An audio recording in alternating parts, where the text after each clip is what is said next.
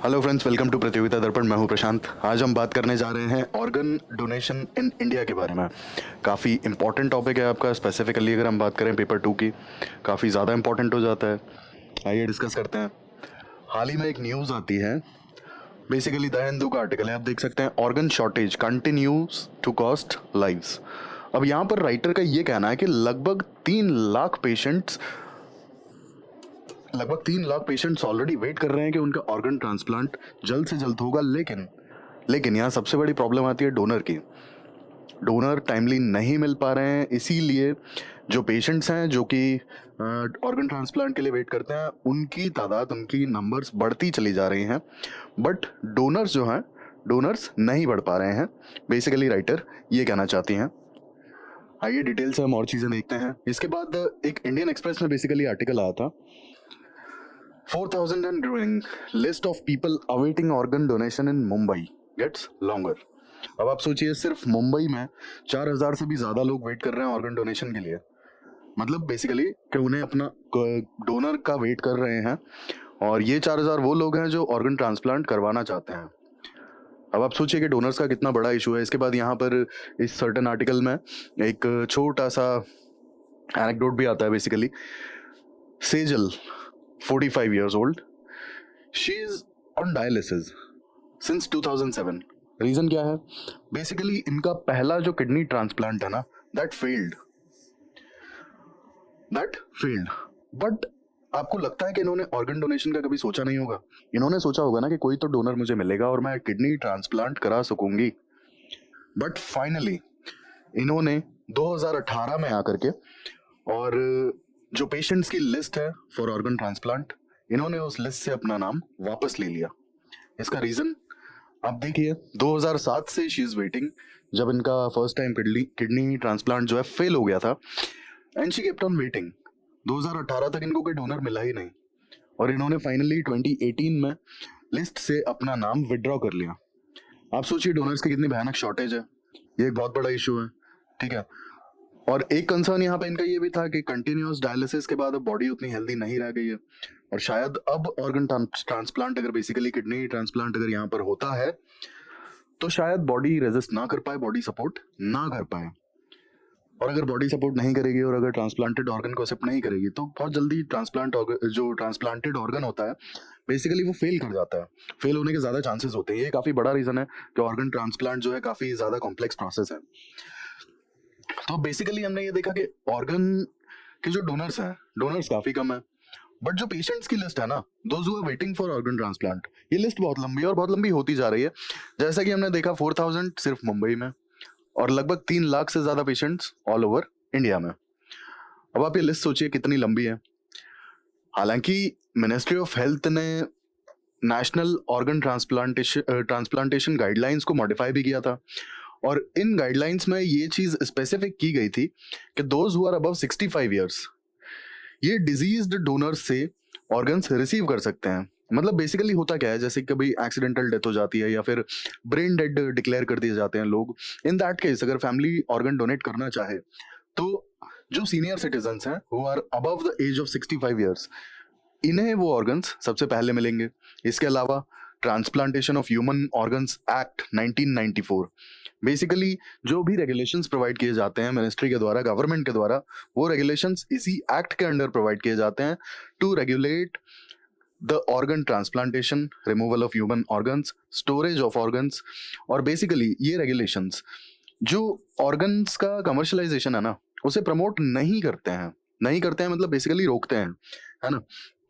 अब आप सोचिए कि अगर ऑर्गन हार्वेस्टिंग के जो केसेस हैं, आपने कई मूवीज में भी देखा होगा, ठीक है, कि जो छोटे बच्चे होते हैं, तो स्पेसिफिकली जिन्हें मतलब ट्रैफिक्ड किड्स या फिर होता है किडनैप किड्स वगैरह जो भी होते हैं, तो कई बार ऑर्गन हार्वेस्टिंग के लिए भी उन्हें यूज किया जाता है, ठीक है। ये बहुत बड़ा इशू होता है। तो बेसिकली जो transplantation of human organs act 1994 है, ये पर्टिकुलर एक्ट जो ऑर्गन्स का कमर्शलाइजेशन है एज वेल एज ऑर्गन्स की जो ट्रैफिकिंग है, उसे रोकता है, और जो भी गाइडलाइंस हैं, जो भी रेगुलेशंस के लिए जरूरी चीजें हैं, वो प्रोवाइड करता है। तो ये हमने देखा बेसिकली कि गवर्नमेंट के क्या स्टेप्स हैं। यहाँ पर गवर्नमेंट को भी ये चीज पता है कि काफी कम डोनर्स हैं, और इसके बावजूद जो लिस्ट है बहुत लंबी है, और वो लंबी होती जा रही है, ठीक है।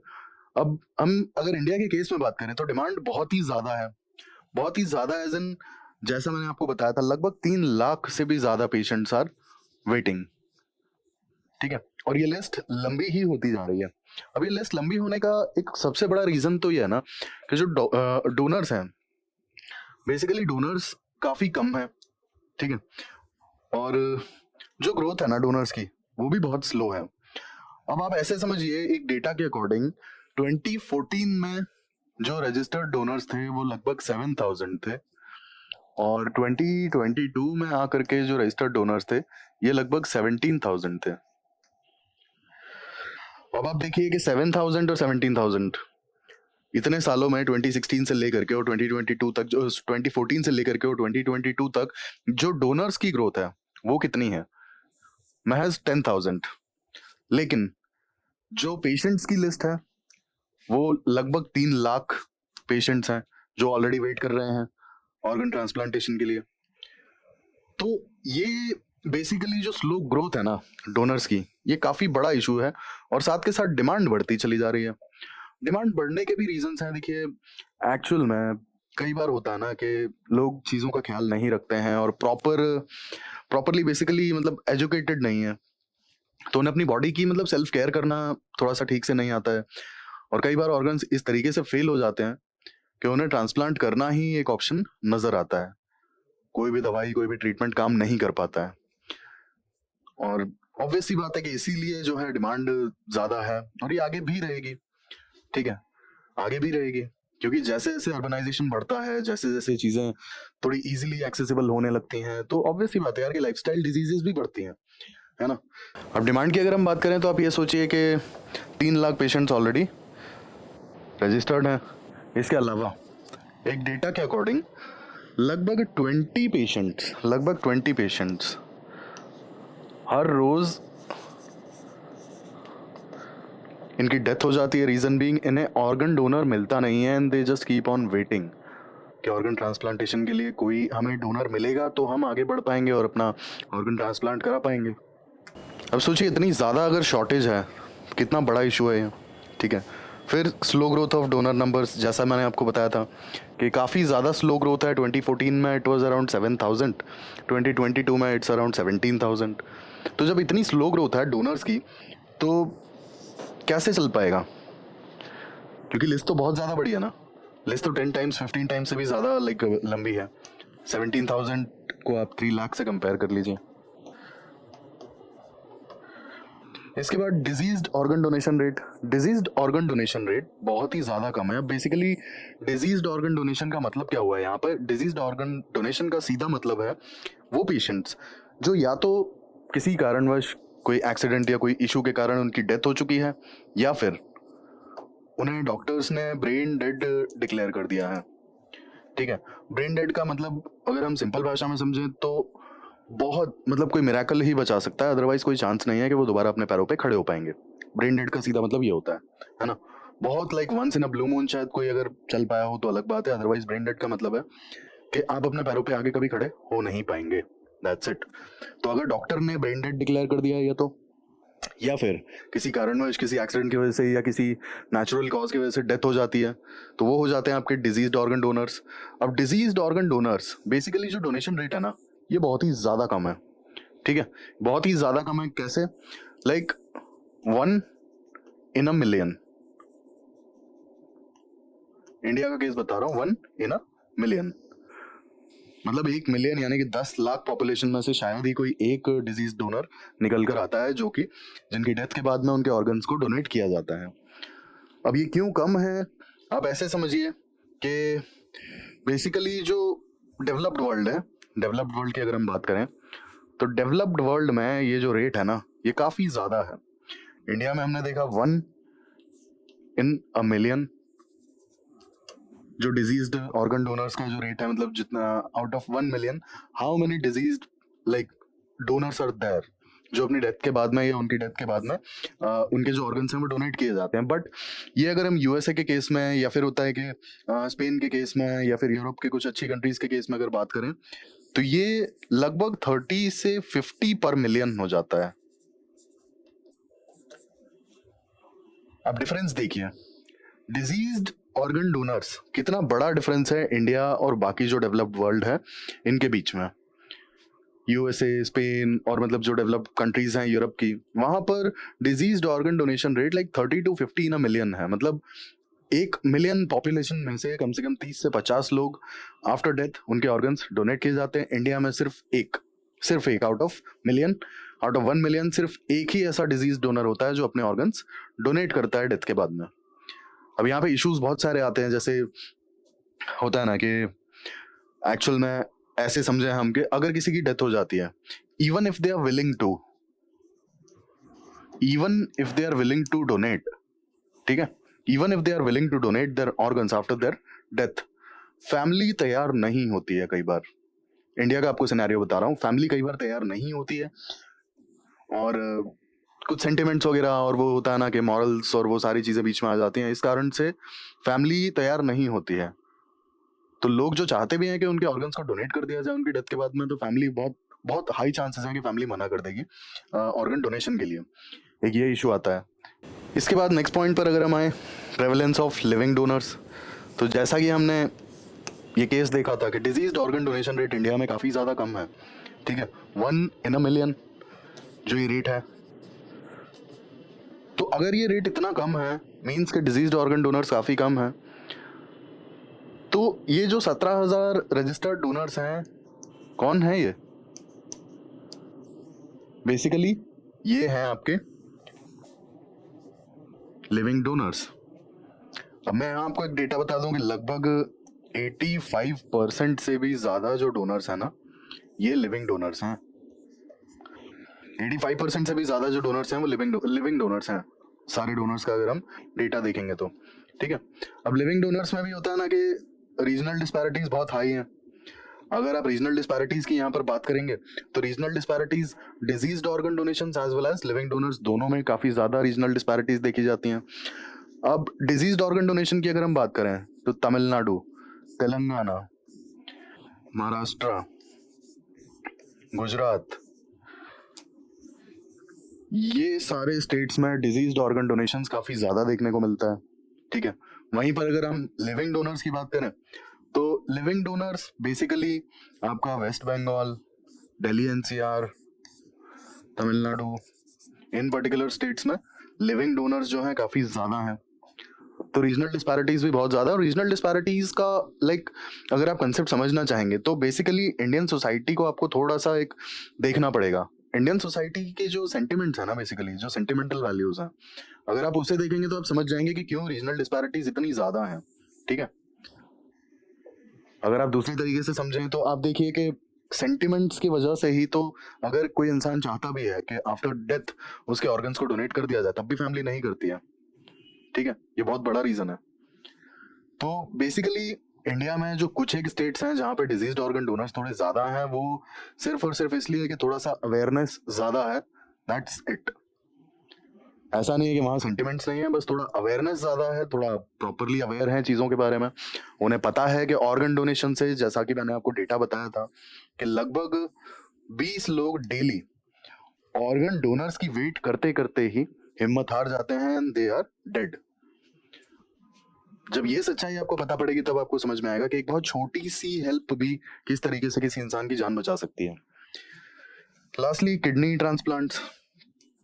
अब बेसिकली इंडिया में किडनी ट्रांसप्लांट को लेकर के काफ़ी ज़्यादा डिस्पैरिटी है, काफ़ी ज़्यादा, ठीक है। कैसे है? एक डेटा के अकॉर्डिंग 2 लाख से भी ज़्यादा लोग पेशेंट्स की लिस्ट में हैं जो वेट कर रहे हैं कि उनका किडनी ट्रांसप्लांट होगा अगर कोई डोनर मिलेगा तो। बट जो एनुअली ट्रांसप्लांटेशन होते हैं वो सिर्फ और सिर्फ 10,000 ही हैं। आप सोचिए कि 2 लाख से भी ज़्यादा लोग हर साल वेट करते हैं कि उनका किडनी ट्रांसप्लांट होगा, बट फाइनली हो कितने पाते हैं? सिर्फ 10,000। डोनर्स ही नहीं मिलते हैं, ठीक है। डोनर्स नहीं मिलते हैं, ये सबसे बड़ा रीज़न है। बाकी हमने जो फैक्टर्स हैं वो भी डिस्कस कर लिए कि डिजीज्ड ऑर्गन डोनेशन रेट काफ़ी कम है, इसके बाद रीजनल डिस्पैरिटीज़ बहुत ज़्यादा हैं। तो ये भी कुछ रीजंस हैं। डोनर्स की जो रेट है वो, मतलब जो ग्रोथ रेट है वो काफ़ी स्लो है। तो ये सारे रीजंस हैं कि डोनर्स नहीं मिल पाते हैं, और डोनर्स नहीं मिल पाते हैं इसीलिए आप देख सकते हैं कि कितनी ज़्यादा डिस्पैरिटी है। स्पेसिफिकली किडनी ट्रांसप्लांट की अगर हम बात करें, ओवरऑल भी डिस्पैरिटी काफ़ी हाई है, काफ़ी high. 3 lakh patients are like waiting for organ transplantation, but hardly like 16 to 17,000 donors are there. तो ये एक बहुत बड़ा इशू आता है, ठीक है। अब अगर हम इसको दूसरे तरीके से समझना चाहें कि एक पर्टिकुलर डोनर कितने लोगों की हेल्प कर सकता है, तो मैं यहाँ आपको बता दूं कि एक डोनर लगभग 8 लोगों की जान बचा सकता है सिर्फ अपने ऑर्गन्स को डोनेट करके, और 50 से भी ज्यादा लोगों को बचाया जा सकता है टिश्यूज को डोनेट करके, जो बॉडी के जो टिश्यूज हैं जिनसे ऑर्गन्स जैसे डेवलप हो जाते हैं कई बार, है ना। तो टिश्यू का जो केस है, बेसिकली टिश्यूज को भी अगर डोनेट कर दिया जाए किसी इंसान के, तब भी वो इंसान 50 से ज्यादा लोगों की जान बचा सकता है बेसिकली। बट यहाँ पे पता है सबसे बड़ा इशू क्या आता है जो सबसे बड़ा चैलेंज क्या आता है, बेसिकली चैलेंज यहाँ पे ये आता है कि लोगों में अवेयरनेस नहीं है, ठीक है, और एजुकेशन नहीं है।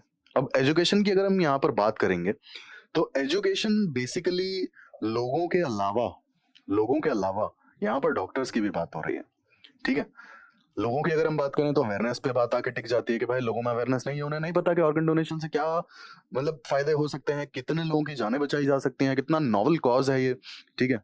लेकिन यहाँ पर अगर डॉक्टर्स की बात करें तो डॉक्टर्स की एजुकेशन पर भी बात आती है कि डॉक्टर्स बेसिकली जो पोटेंशियल डोनर्स होते हैं उन्हें कैसे आइडेंटिफाई करना है, ये भी तो डॉक्टर्स को बाकायदा पढ़ाया जाना चाहिए, ठीक है। कई बार क्या होता है, हॉस्पिटल्स में देखेंगे कि जो भी डिजीज्ड डोनर्स होते हैं, डिजीज्ड आई मीन पर्सन होते हैं, जैसे किसी नेचुरल कॉज की वजह से या किसी वजह से डेथ हो जाती है, तो मतलब बेसिकली फैमिली को ये चीज बताना भी तो होता है। मोस्ट ऑफ द फैमिलीज उस ट्रोमा में नहीं डिसाइड कर पाएंगे ये चीज। मैंने आपको बताया था इंडिया का जो केस है सेंटिमेंट्स, अगर किसी के यहाँ पर कोई डेथ होती है और आप अगर जाकर बोलेंगे कि डेथ तो हो गई बट आप ऑर्गन्स डोनेट कर दीजिए, तो सेंटिमेंट्स हैं इंडियन सोसाइटी के, हो सकता है कि भाई लोग इतना गुस्सा हो जाएं कि मारा मारी शुरू हो जाए। तो यहीं पे बात आती है कि डॉक्टर्स को इतना ट्रेन करना पड़ेगा कि वो डिजीज्ड जो भी है उनकी फैमिली से डील कर पाए और उन्हें सच्चाई बता पाए कि ऑर्गन डोनेशन करके वो कितना महान काम करेंगे, ठीक है। देन यहाँ पर दूसरा जो सबसे बड़ा कॉज आता है वो आता है family consent and decision making. अब जैसा कि मैंने आपको बताया था कि फैमिली का कंसेंट इतना इजीली इंडिया में नहीं मिलता है, बहुत ज्यादा सेंटिमेंटल सोसाइटी है हमारी, ठीक है। किसी की यहाँ डेथ हो जाए आप बोल दीजिए कि अरे डेथ तो हो गई, आप एक अच्छा काम ही कर दीजिए, आप होता है ना ऑर्गन्स डोनेट कर दीजिए। फैमिली तैयार नहीं होगी, कितनी भी एजुकेटेड फैमिली हो, बहुत कम चांसेस हैं कि वो तैयार हो जाए। ऐसे ही थोड़ी जो डिजीज्ड ऑर्गन डोनेशन रेट है वो 1 in million है। 10 लाख लोगों में से शायद ही कोई एक निकल के आता है जो जिसके ऑर्गन्स डोनेट किए जाते हैं उनकी डेथ के बाद। रीजन उसका यहाँ पे फैमिली कंसेंट आता है। इसके बाद में डिसीजन मेकिंग, अब ऑब्वियस सी बात है यार कि जैसा कि सेंटिमेंट्स हमारे कहते हैं कि किसी की यहाँ पर भी डेथ होती है तो फैमिली को एक ट्रॉमा जैसा फील होता ही होता है, एक शॉक लगता ही है, क्योंकि वो उनका कहीं ना कहीं एक लॉस होता है और वो ऑलरेडी एक लॉस को फेस कर रहे हैं और सडनली बीच में कोई जाके बोले कि आप ऑर्गन्स डोनेट कर दीजिए, तो उस समय डिसाइड करना काफी कॉम्प्लिकेटेड टास्क होगा। लेकिन वही है ना कि आप अगर सही तरीके से चीजें प्रेजेंट करेंगे तो शायद हो सकता है समझ में आए, है ना। अब इसका रीजन आप ऐसे अगर समझें तो एक बहुत बड़ा इशू ये भी आता है फैमिली कंसेंट का कि इवन अगर जिस बंदे की डेथ हुई है वो बंदा चाहता भी होगा ना कि मेरे ऑर्गन्स को डोनेट कर दिया जाए, तब भी फैमिली डोनेट नहीं करती है कई बार, है ना। बट क्योंकि फैमिली जो भी जिसकी भी डेथ हुई, फैमिली का वो कुछ ना कुछ रिलेटिव था ही, कोई रिश्ता था ही, तो फैमिली के बिना कंसेंट के तो आप ऑर्गन्स डोनेट करवा भी नहीं पाएंगे ना। तो ये एक बहुत बड़ा इशू आता है। प्लस फैमिलीज जो है डिसीजन मेकिंग में काफ़ी समय लगा देती हैं, काफ़ी मतलब होता है ना सेंटिमेंटल इश्यूज आ जाते हैं बीच में, और प्लस कई बार होता है ना एथिकल डायलेमास भी आ जाते हैं कि यार हम डोनेट तो कर देंगे बट क्या ये सही होगा, क्या नहीं होगा, है ना। क्या इसका जो भी हम डोनेट कर रहे हैं क्या उसे ठीक से यूटिलाइज किया जाएगा, नहीं किया जाएगा। तो वो जो एथिकल डायलेमा, मॉरल डायलेमा, वो सारे इश्यूज जो है ना, इसके वजह से भी कई बार डिसीजन मेकिंग काफ़ी ज़्यादा पोस्टपोन हो जाती है। मतलब पोस्टपोन क्या, एक्चुअल में हो ही नहीं पाता है कोई डिसीजन, है ना, कोई फाइनलाइज ही नहीं कर पाते हैं किसी डिसीजन को और फैमिली कोई कंसेंट दे ही नहीं पाती है। इसके बाद तीसरा आता है आपका organ trafficking and black marketing. अब जैसा आप देख रहे हैं कि ऑर्गन्स कई बार होता है ना कि एक ऑर्गन की वजह से किसी इंसान को एक बहुत अच्छी लाइफ मिल सकती है दोबारा से, ठीक है। तो इसकी इंपॉर्टेंस बहुत ज़्यादा है और इसकी इंपॉर्टेंस बहुत ज़्यादा है इसीलिए कुछ लोग ऐसे भी हैं जो यहाँ पर organ harvesting as well as organ trafficking का भी काम करते हैं, ठीक है। आपने कई सारी मूवीज देखी होंगी, जैसे बीच बीच में के होता है ना डेड बॉडीज का, मतलब कुछ हार्ट निकाल लिया, लिवर निकाल लिया, है ना, सो कॉल्ड पीएम के नाम, मतलब पोस्टमार्टम के नाम पे। अब कितना सच है कितना नहीं, बट देखिए ये होता है, ऑर्गन ट्रैफिकिंग होती है। कौन लोग होते हैं इसके पीछे वी डोंट नो, लेकिन ये चीज होती है। ठीक है, कई बार डेड बॉडीज से जो है कि उनके जो ऑर्गन्स निकाल लिए जाते हैं, पता भी नहीं पड़ता। इसके बाद ऑर्गन्स के लिए पर्टिकुलरली ब्लैक मार्केटिंग की जाती है ना। जैसे बेसिकली ये कुछ ऐसी ऑर्गेनाइजेशंस होती हैं जिन्हें पता होता है कि डोनर कौन है, ठीक है, और ये डोनर का फ़ायदा उठाते हैं। कैसे उठाते हैं कि भाई किसी कोई अच्छा हेल्दी बंदा है, उसे होता है पैसों की ज़रूरत है, इन्होंने सपोज उससे डील कर ली कि हम तुम्हें इतने पैसे दे देंगे, है ना, तुम ऑर्गन अपना डोनेट कर दो।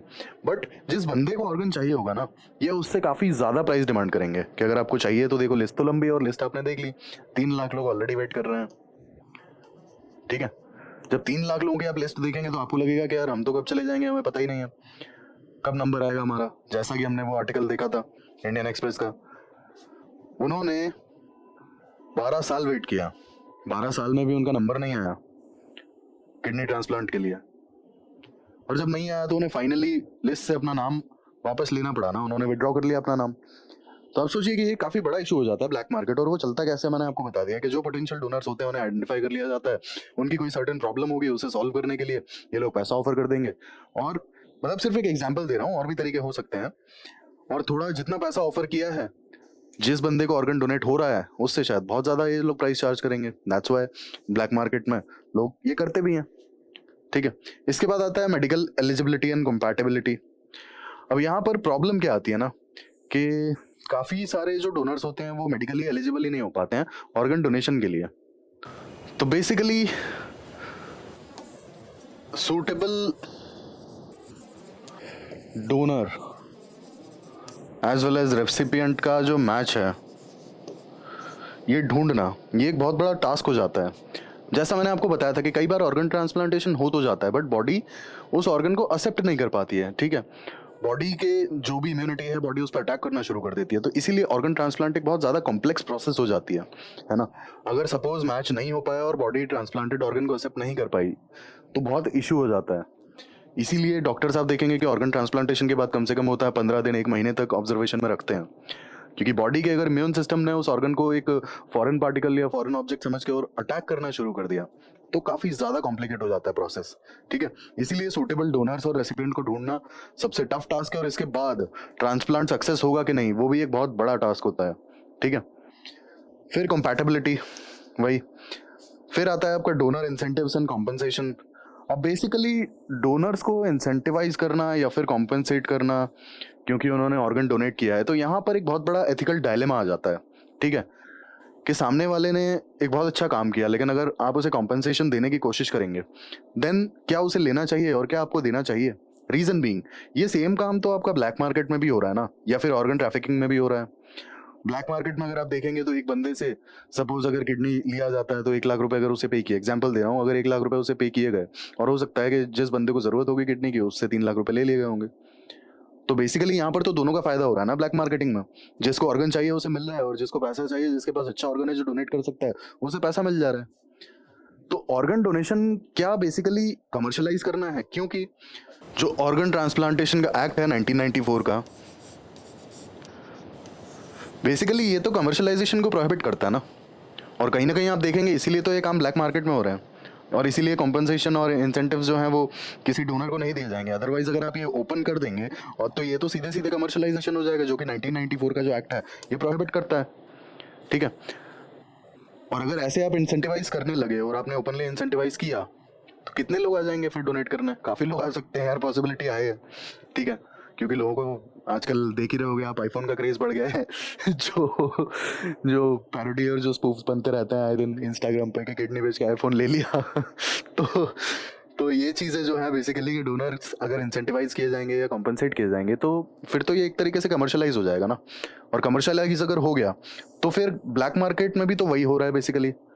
ठीक है, अगर आपने ऐसे कमर्शलाइज किया तो ब्लैक मार्केट में भी तो वही हो रहा है। तो यहाँ पर एक बहुत बड़ा एथिकल डायलेमा आ जाता है कि कंपनसेशन प्रोवाइड करना चाहिए या नहीं करना चाहिए, क्योंकि अगर आप करेंगे तो हो सकता है कि कुछ लोग सच में आए देने क्योंकि उन्हें पैसे की ज़रूरत हो सकती है। ठीक है, लेकिन फिर ये हो जाएगा कमर्शलाइज। और अगर आपने नहीं दिया तो भी तो एक डायलेमा ही रहता है यार कि किसी बंदे ने अपना ऑर्गन डोनेट करके किसी को लाइफ दे दी और बदले में उसे क्या मिला। तो ये वाला जो डायलेमा है ना, ये बहुत ज्यादा बड़ा है। इसके बाद आता है आपका इंफ्रास्ट्रक्चर एंड लॉजिस्टिक्स। ये बहुत बड़ा इशू हो जाता है बेसिकली। इंफ्रास्ट्रक्चर एंड लॉजिस्टिक्स अब बेसिकली ऑर्गन्स, कई बार क्या होता है ना कि इंस्टेंट आपको ट्रांसप्लांटेशन नहीं हो पाता है। ठीक है, इंस्टेंट ट्रांसप्लांटेशन नहीं हो पाता, और कई बार ऐसा होता है कि कोई बंदे जो मतलब किसी की अगर सडन डेथ हो जाती है, कोई ब्रेन डेड है या फिर किसी एक्सीडेंट या नेचुरल कॉज की वजह से किसी की डेथ हो जाती है, और अगर ऑर्गन्स सही सलामत है और फैमिली भी डोनेट करना चाह रही है, अब अगर आपको तुरंत के तुरंत कोई ऐसा पेशेंट नहीं मिला जिसे ऑर्गन्स की रिक्वायरमेंट है, तो क्या आप वो ऑर्गन्स प्रिजर्व कर पाएंगे? क्या आप फर्दर ट्रांसप्लांटेशन के लिए वो ऑर्गन्स प्रिजर्व कर पाएंगे? पॉसिबल नहीं है। Reason, infrastructure. स्टोरेज फैसिलिटीज कहाँ है? आप देखिए कि जैसे आप आए दिन देखते होंगे इंडिया में ये केस होते रहते हैं। जैसे एक रीसेंट केस हुआ था पुणे में, एक सोल्जर का हार्ट ट्रांसप्लांट हुआ था। विद इन 2 घंटे 2.5 घंटे दिल्ली से पुणे हार्ट पहुंचाया गया और वो ट्रांसप्लांट किया गया, क्योंकि बॉडी के बाहर हार्ट नहीं रह सकता है ज्यादा टाइम तक। चेन्नई में अगर आप देखेंगे हार्ट ट्रांसप्लांट के लिए चेन्नई पुलिस ने ग्रीन कॉरिडोर बना दिया था। काफी पुराना केस है। चेन्नई पुलिस ने ग्रीन कॉरिडोर बना दिया था एयरपोर्ट से, और लाइक हॉस्पिटल तक जो पहुंचने का टाइम था ना, मतलब मिनिमम पॉसिबल टाइम में वो पहुंचा था एयरपोर्ट से हार्ट हॉस्पिटल तक। तो ये सारे जो रीजंस हैं कि ऑर्गन्स को स्टोर कैसे करेंगे आप, अगर आपको मिल भी जाते हैं तो पॉसिबल नहीं है ना कि स्टोर कर पाए। और जैसे जो इंटरसिटी कई बार रिक्वायरमेंट होती है, तो फिर पूरा होता है ना एडमिनिस्ट्रेशन, पुलिस और सबकी आपको हेल्प लेनी पड़ेगी। ठीक है, क्योंकि कई बार ऐसी हालत होती है कि पेशेंट नहीं आ सकता दूसरे सिटी में, है ना, और डोनर भी नहीं जा सकता, तो फिर ऑर्गन को निकाल करके और वहां भेजना पड़ता है जहां पर पेशेंट ऑलरेडी है। In that case logistics as well as infrastructure दोनों की कमी हो जाती है, क्योंकि स्टोरेज के लिए तो फैसिलिटीज है नहीं, और लॉजिस्टिक्स के लिए आपको तुरंत होता है ना हेलीकॉप्टर या फ्लाइट जो भी पकड़ के ले जाना पड़ेगा, और इसके अलावा होता है कि आपको administration as well as police सबकी हेल्प लेनी पड़ेगी। ठीक है, तो ये सारे इश्यूज आते हैं बेसिकली। अब जो नई गाइडलाइंस हैं वो क्या कहती हैं, गवर्नमेंट ने बेसिकली ये जो सीरियस इशू है इसके लिए क्या किया है वो भी देख लेते हैं। अब जो नई नेशनल ऑर्गन ट्रांसप्लांटेशन गाइडलाइंस आई है ना, उसमें सबसे पहले आता है कि एज कैप को हटा दिया गया है। ठीक है, एज कैप को हटा दिया गया है, मतलब जैसा कि हमने देखा था कि 65 इयर्स के ऊपर के जो लोग हैं वो डिजीज्ड ऑर्गन डोनर्स के जो ऑर्गन्स हैं वो ले सकते हैं। ठीक है, अब बेसिकली यहाँ पे प्रॉब्लम क्या था, पहले पहले ये था कि अगर 65 इयर्स या उससे ज्यादा का अगर कोई है सीनियर सिटीजन, और अगर उनका ऑर्गन फेलियर हो जाता है, तो they were not allowed to register as a patient. मतलब वो ऑर्गन डोनेशन के जो पेशेंट्स हैं उनकी लिस्ट में खुद को रजिस्टर नहीं कर सकते थे, बट ये चीज अब हटा दी गई है, it is removed. Secondly, no domicile requirement. अब बेसिकली डोमिसाइल की रिक्वायरमेंट भी हटा दी गई है। किस चीज को फॉलो करते हुए? One nation one policy. ठीक है, वन नेशन वन पॉलिसी। तो डोमिसाइल की रिक्वायरमेंट बेसिकली हटा दी गई है। कोई भी डोनर है, अगर एक सपोज तमिलनाडु का डोनर है, वो दिल्ली एनसीआर में किसी को अगर अपना डोनेट करना चाहता है कोई भी ऑर्गन, तो वो कर सकता है ना। फिर नो रजिस्ट्रेशन फीस। अब किसी भी तरह की रजिस्ट्रेशन फीस चार्ज नहीं की जाती है ऑर्गन रेसिपिएंट से। मतलब जो बेसिकली पेशेंट्स थे जिन्हें ऑर्गन की रिक्वायरमेंट है, पहले उनसे फीस चार्ज की जाती थी, बट अब किसी तरह की रजिस्ट्रेशन फीस उनसे चार्ज नहीं की जाती है। कुछ सर्टेन स्टेट्स में होती थी ये फीस की चार्ज। अब हमने जो प्रॉब्लम है उसे पूरा देखा कि क्या प्रॉब्लम है, क्या इश्यूज हैं, क्या चैलेंजेस हैं, है ना, और इंडिया में क्या हालत है ऑर्गन डोनेशन की, कितनी सारी डिस्पैरिटीज हैं बेसिकली, कि कितने ज़्यादा पेशेंट्स हैं और कितने कम डोनर्स हैं। फिर रीजनल डिस्पैरिटी भी हमने देखी। इसके बाद डिजीज्ड ऑर्गन डोनेशन का जो रेट है वो कितना ज़्यादा कम है इंडिया में। ठीक है, हमने ये भी देखा। इसके अलावा हमने बाकी इश्यूज़ पे भी बात की कि क्या क्या चैलेंजेस हैं, बेसिकली फैमिली की जो सेंटिमेंट्स हैं वो बीच में आ जाती हैं। इसके अलावा ब्लैक मार्केटिंग, इसके अलावा organ harvesting as well as trafficking, है ना, फिर इंफ्रास्ट्रक्चरल इश्यूज़। तो हमें अब बेसिकली यहाँ पे आप सोचिए कि इसका सोल्यूशन क्या हो सकता है। आपने सारे चैलेंजेस की बात की, तो बेसिकली आप इसका एक पॉजिटिव सोल्यूशन तो देंगे ना। Solution as in way forward की अगर हम यहाँ बात करें कि क्या वे फॉरवर्ड हो सकता है, आप खुद सोचिए। सबसे पहला आता है कि हमें लोगों को अवेयर करना चाहिए। ठीक है, लोगों को अवेयर करना चाहिए, तो उसके लिए हम क्या कर सकते हैं? क्योंकि डोनर्स कम हैं, तो हम लोगों को अवेयर करेंगे तभी तो डोनर्स बढ़ेंगे। तो बेसिकली हम जो इन्फ्लुएंसर्स हैं, जो सेलिब्रिटीज़ हैं, जो आर्टिस्ट हैं, उनके थ्रू कैंपेन्स करा सकते हैं, ऑर्गन डोनेशन के लिए अवेयरनेस को बढ़ा सकते हैं। जैसे कि हमने देखा डिजीज्ड ऑर्गन डोनेशन का रेट इंडिया में लोएस्ट है, ठीक है। इसके बाद ओवरऑल डोनर्स की भी जो ग्रोथ है काफ़ी स्लो रही है। आप सोचिए 2014 से लेकर के 2022 तक सिर्फ और सिर्फ 10,000 डोनर्स ही बढ़े हैं, जबकि पेशेंट्स कितने ज़्यादा बढ़े हैं। तो ऑब्वियस ही बात है कि हमें डोनर्स को बढ़ाना होगा, और डोनर्स तभी बढ़ेंगे जब लोग अवेयर होंगे, क्योंकि बहुत सारे लोग अवेयर ही नहीं हैं कि ये प्रॉब्लम कितनी बड़ी है और वो किस तरीके से एक नोबल कॉज के लिए अपने ऑर्गन्स डोनेट कर सकते हैं, ठीक है। तो बेसिकली यहाँ पर हम इन्फ्लुएंसर्स, सेलिब्रिटीज़ और इन सब के थ्रू कैंपेन्स चला सकते हैं जिससे कि लोग अवेयर होंगे। इसके अलावा मेडिकल प्रोफेशनल्स के लिए हम सेमिनार्स ऑर्गेनाइज कर सकते हैं, ठीक है। अब मेडिकल प्रोफेशनल्स का भी रोल यहाँ पे काफ़ी ज़्यादा इंपॉर्टेंट हो जाता है।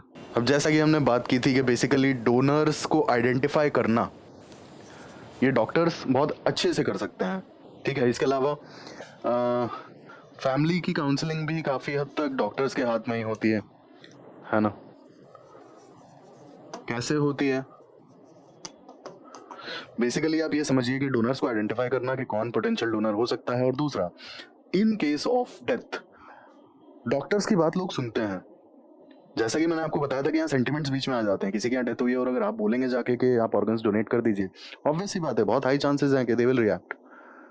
वो सीधे बोल देंगे कि भाई प्लीज लीव, हमने ऑलरेडी ये जो लॉस देखा है, हम इससे भी बाहर निकलने में बहुत टाइम लगेगा, आप कैसी बातें कर रहे हैं।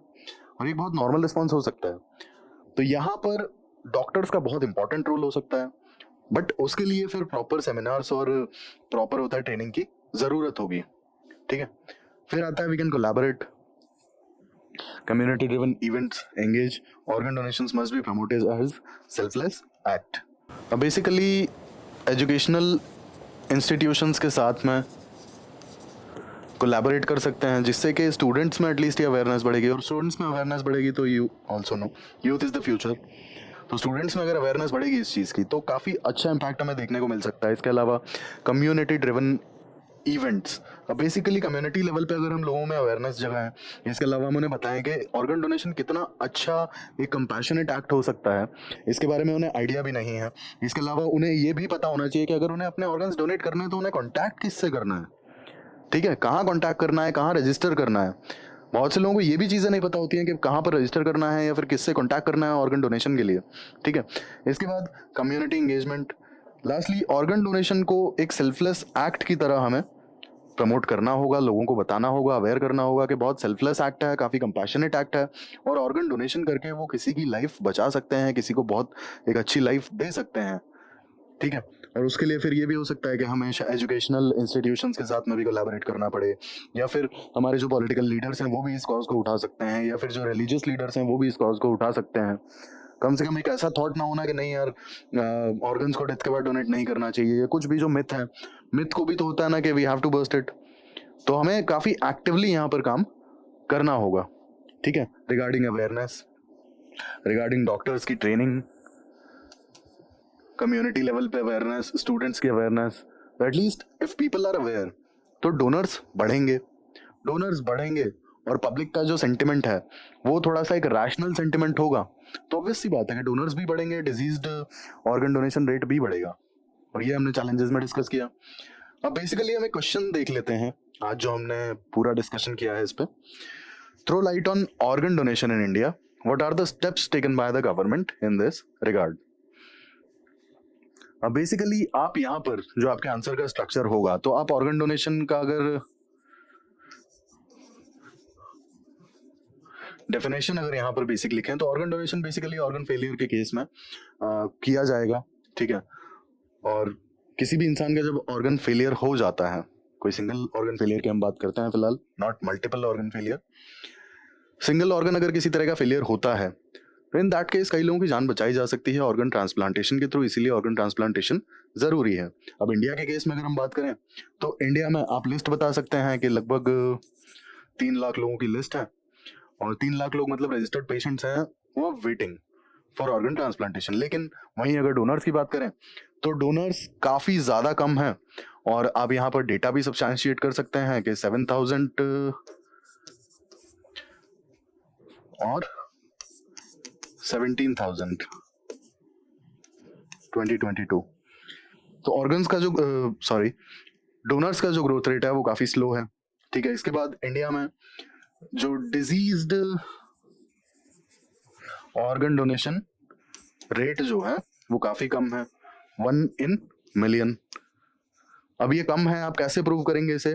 तो बेसिकली यूएस और स्पेन जैसी कंट्रीज में ये जो डिजीज ऑर्गन डोनेशन रेट है ये 30 से 50 पर मिलियन है, पर मिलियन ऑफ पॉपुलेशन, ठीक है। इसके अलावा आप यहाँ पर रीजनल डिस्पैरिटीज के बारे में मेंशन करेंगे, ठीक है, किस तरीके से कुछ पर्टिकुलर स्टेट्स में लिविंग डोनर्स डोमिनेट करते हैं और कुछ पर्टिकुलर स्टेट्स में डिजीज्ड ऑर्गन डोनेशन ज़्यादा है ना। इसके बाद living donors basically 85% of the donors are living donors. इसके अलावा आप किडनी ट्रांसप्लांटेशन का भी यहाँ पर एक एग्जांपल दे सकते हैं कि एनुअली 2 लाख से भी ज़्यादा किडनी ट्रांसप्लांटेशन की डिमांड होती है, बट कितनी मीट हो पाती है? Hardly 10,000 kidney transplants are done annually. तो ये हमने बात की जो ऑर्गन डोनेशन इंडिया में जो सिनेरियो है उसके बारे में। फिर हम स्टेप्स टेकन बाय गवर्नमेंट की बात कर सकते हैं, जो हमने लास्ट स्लाइड में डिस्कस किया था। बेसिकली जो new national organ transplantation guidelines 1994 के एक्ट का आप मेंशन कर सकते हैं यहाँ पे कि 1994 का जो एक्ट है basically for regulation and to prevent commercialisation.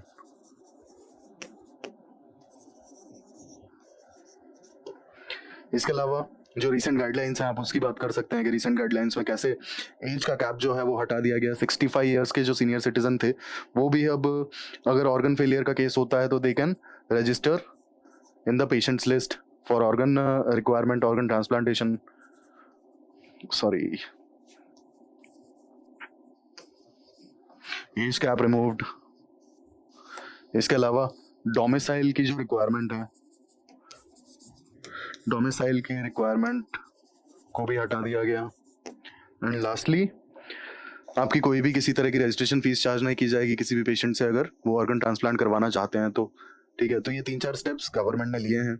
फिर आप चैलेंजेस की बात कर सकते हैं कि इंडिया एक्चुअल में चैलेंजेस क्या आते हैं, है ना। चैलेंजेस की आप यहाँ पर बात कर सकते हैं कि क्या क्या चैलेंजेस हैं बेसिकली, जैसे कुछ एथिकल चैलेंजेस हैं, फिर family consent, basically family consent जो सेंटिमेंट्स वगैरह हैं उसकी वजह से कई बार क्या होता है कि आपका फैमिली अलाउ ही नहीं करती है ना। देन आपका आ जाता है trafficking, harvesting as well as black marketing.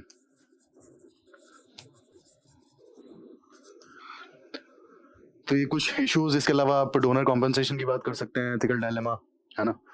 तो ये सारे चैलेंजेस की आप बात करेंगे और इसके अलावा फिर आप यहाँ पर वे फॉरवर्ड लास्ट में जो हमने डिस्कस किया है बेसिकली आप ये मेंशन कर सकते हैं। एक एक पॉइंट काफ़ी अच्छा है। सबसे पहला कि आप लोगों को अवेयर, बेसिकली आप यहाँ डिवाइड कर सकते हैं कि अवेयरनेस के लिए आपको क्या क्या स्टेप्स लेने होंगे। जैसे आप कम्युनिटी इंगेजमेंट कर सकते हैं। इसके अलावा होता है ना कि इन्फ्लुएंसर्स के थ्रू कैंपेन्स चलाए जा सकते हैं। फिर एजुकेशनल इंस्टीट्यूट्स के साथ में कोलैबोरेट किया जा सकता है। इसके अलावा कम्युनिटी लेवल पे प्रोग्राम चलाए जा सकते हैं, कैंपेन चलाए जा सकते हैं। फिर आप सेंटिमेंट्स की बात करेंगे या फिर होता है ना कि थॉट प्रोसेस की बात करेंगे तो उसके लिए बेसिकली जो रिलीजियस लीडर्स हैं या फिर जो पॉलिटिकल लीडर्स हैं उनके थ्रू कैंपेन चलाए जा सकते हैं, है ना। इसके अलावा लोगों को अवेयर किया जा सकता है कि ये एक काफ़ी कंपैशनेट एक्ट है ऑर्गन डोनेशन का, है ना। तो बेसिकली यहाँ अवेयरनेस एज वेल एज आप जो सेंटिमेंट्स हैं दोनों की बात कर सकते हैं और आप अपना आंसर जो है फाइनली वाइंड अप कर सकते हैं। तो ये हमारी आज की जो डिस्कशन थी, it was regarding organ donations in India. और हमने सिनेरियो डिस्कस किया पूरा कि क्या कंडीशन है इस समय ऑर्गन डोनेशन की और कैसे जो डोनर्स हैं वो बहुत कम है और जो रेसिपिएंट्स हैं उनकी लिस्ट बढ़ती ही चली जा रही है। और काफ़ी लोग तो होप हार जाते हैं, ये भी हमने आर्टिकल में देखा था, है ना। काफ़ी लोग उम्मीद हार जाते हैं, कई साल तक वेट करते हैं कि शायद कोई डोनर मिलेगा तो ट्रांसप्लांटेशन हो पाएगा, बट ऐसा हो नहीं पाता है कई बार। रीज़न बीइंग डोनर्स बहुत ही ज़्यादा कम है।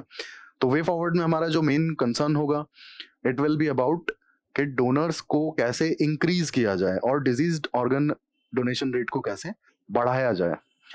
तो ये पूरी होती है हमारी आज की डिस्कशन।